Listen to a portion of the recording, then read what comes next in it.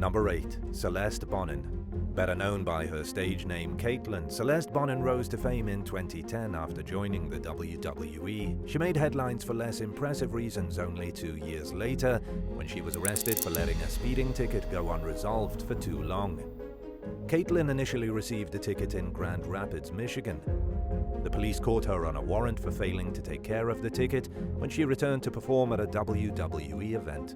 Luckily, her bail was only about $300, a small price to pay for a famous pro wrestler. In a statement to TMZ, Caitlyn confirmed that she got the ticket during a past visit to the state and said she was fully cooperating with authorities. The arrest luckily didn't seem to affect her career in any major ways, which isn't surprising considering it's a non-violent crime.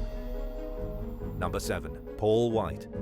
At a whopping 7 feet 2 inches, 2.19 meters tall, and weighing in at 500 pounds, 226.8 kilograms, Paul White, more commonly known as The Big Show, is nearly impossible to miss. In December 1998, when he was still going by the name The Giant, and shortly before he began wrestling for the WWE, then known as WWF, he was arrested in Memphis, Tennessee, for exposing himself to a front desk employee at a hotel.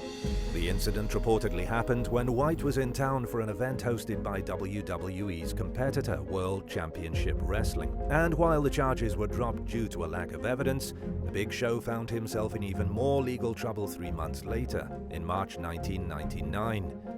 This time he was accused of assaulting a wrestling fan, Robert Sawyer, inside a hotel in Uniondale, New York. According to White, Sawyer insulted him at the hotel's front desk. When he ignored the comment, Sawyer allegedly verbally abused, threatened, and shoved the man.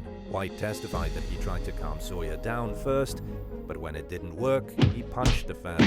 Sawyer claimed that he never laid a single hand on White, but witnesses reported seeing him lunge at The Big Show while challenging the wrestler to a fight. Once again, the case was eventually dropped, with the judge ruling in White's favor after a 3-day trial. As he left the courtroom, White told WB11 News that he was worried he'd be judged unfairly for his size. In his own words, he said, "When you tell somebody that you were startled and you had to defend yourself and you're as big as I am, people look at you as if you have 2 heads. But at 6.5 feet tall, Sawyer wasn't exactly a little guy himself, and thankfully the judge saw the situation for what it really was, describing Sawyer's behavior on the night of the incident as irrational and simply out of control." Number 6. Chris Jericho. Quite a few pro wrestlers have been in trouble with the law for alcohol-related behavior. But one of the most memorable arrests came from WWE superstar Chris Jericho in 2010, who was accused of being extremely intoxicated with fellow wrestler Greg "Hurricane" Helms. Police responded to the scene in Crescent Springs, Kentucky, after getting a call about 2 men fighting inside a cab. According to the case report, Helms was accused of punching Jericho and other passengers in the vehicle.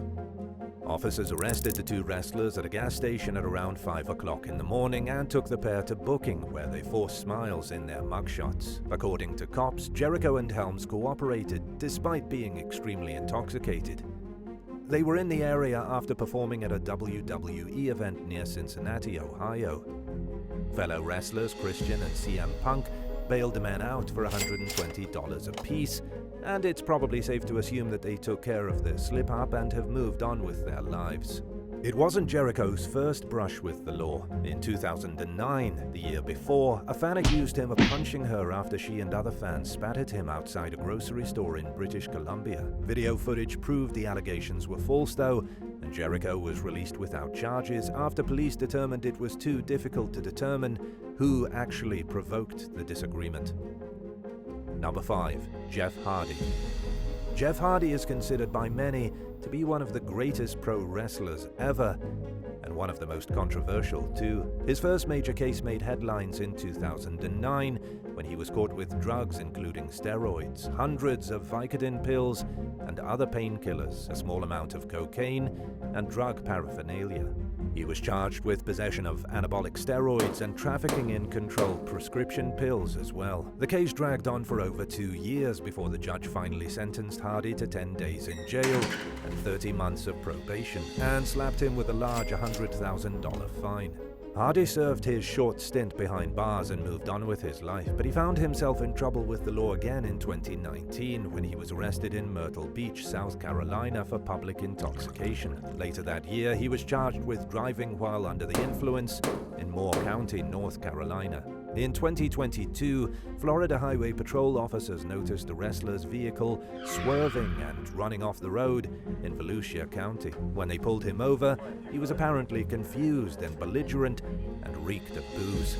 According to an arrest report, Hardy wasn't able to complete any field sobriety tests successfully, and his blood alcohol level tested out at 0.291, over 3 times the legal limit for driving in Florida. He was charged with DUI and remains suspended from his current employer, All Elite Wrestling, without pay.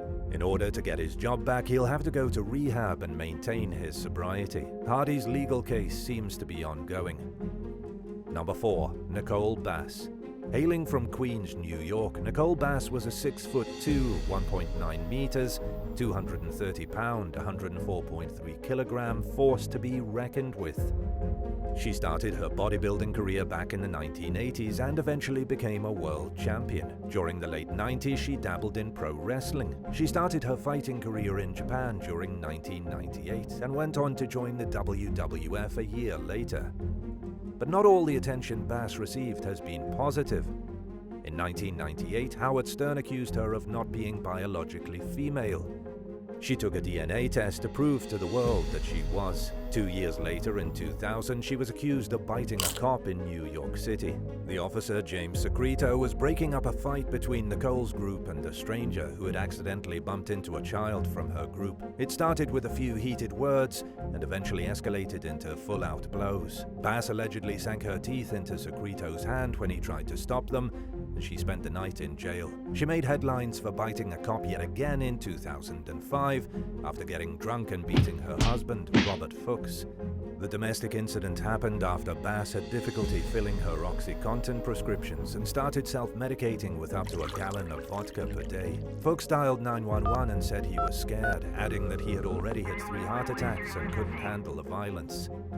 He told responding officers that Nicole had hit rock bottom and was threatening to hurt herself, and he blamed alcohol for the outbursts. Unlike the incident in New York, this time Bass bit an officer's hand by accident when she tripped down a staircase. She wasn't charged for the mishap, but she was taken to the hospital on a 72-hour psychiatric hold. Nicole sadly passed away from a heart attack in 2017 at the young age of 52. Number 3. Chris Benoit.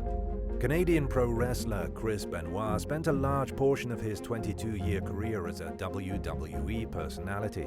But it all came crashing down in 2007 when the former world heavyweight champion brutally killed his wife and son before taking his own life. Law enforcement found their bodies inside the family's home in Fayetteville, Georgia, after Benoit's employer grew concerned about his absence and requested a welfare check.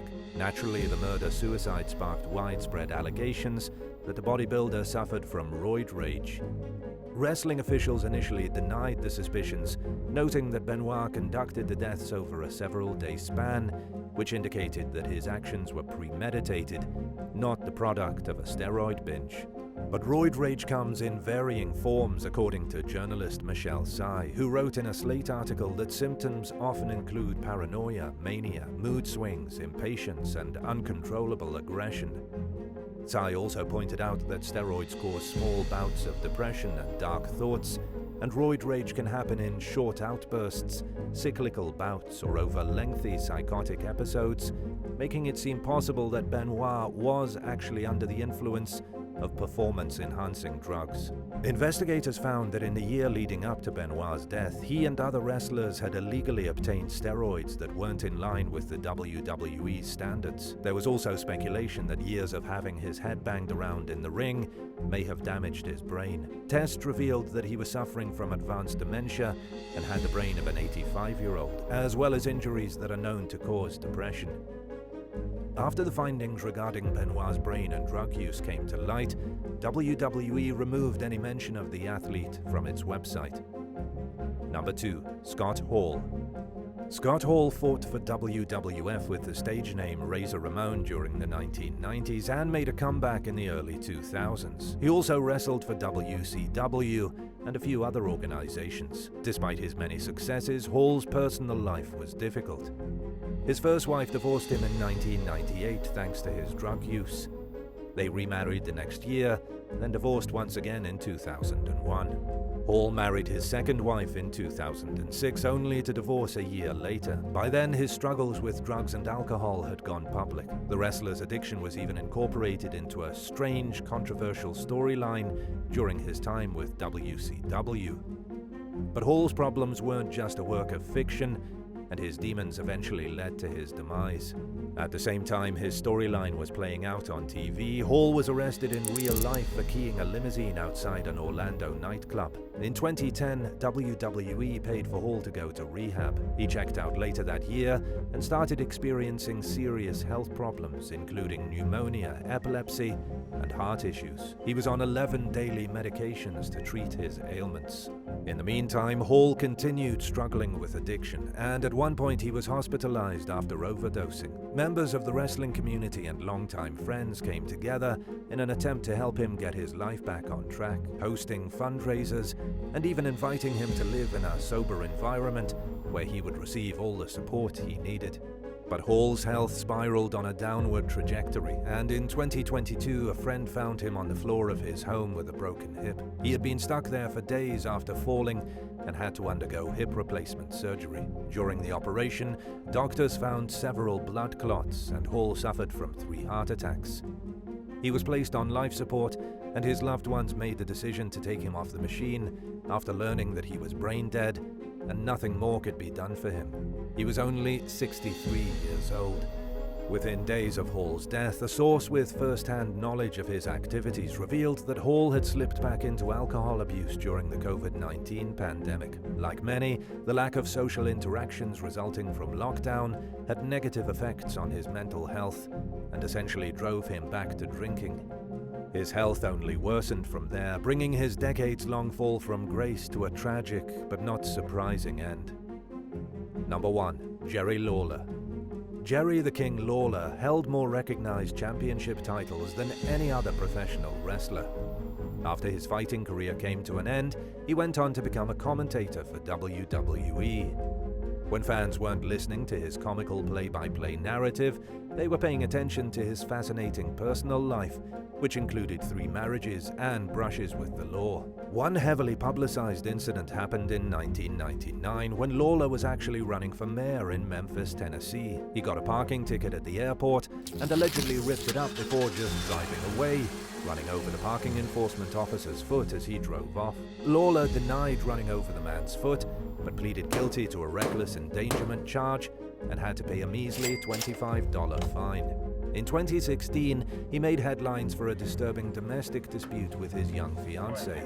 Lawler, who was 66 years old at the time, and 27-year-old Lauren McBride were arrested for a fight that happened at their East Memphis home. Police took the pair into custody after responding to the home after a 911 hang-up call. According to an arrest affidavit, McBride accused Lawler of holding her against a kitchen counter and hitting her head.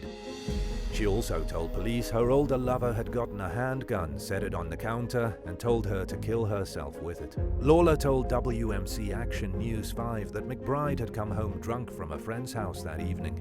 He implied that she gets argumentative when she drinks and that she wanted to leave after a disagreement broke out between the two.